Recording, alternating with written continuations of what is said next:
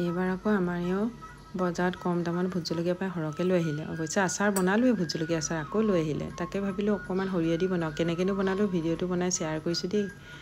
এইফালে ক'লা সৰিয়হ আৰু বগা সৰিয়হ অলপ কেৰাহীতে গৰম কৰি লৈ মিক্সি জাৰত পিচি ল'লোঁ। পিচি লৈ পেলাই সৰিয়হ জোখাত আৰু জলকীয়া যিমানখিনি দিম সেইখিনি জোখাতে ভিনেগাৰ অলপ লৈ মিক্স কৰি ল'লোঁ। মিক্স কৰি লৈ গোটা ধনিয়া আৰু গোটা জিৰা অলপো মই দিম বুলি উলিয়াই ল'লোঁ, এচামুচ উলিয়াই ল'লোঁ।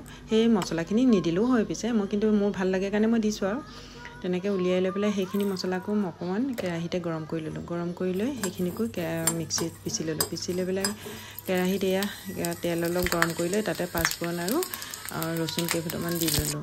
পিছে তেলখিনি মোৰ বেছিকৈ গৰম হ'ল, বেছি গৰম হ'ব নালাগে, ৰচুনখিনি জ্বলি যায়।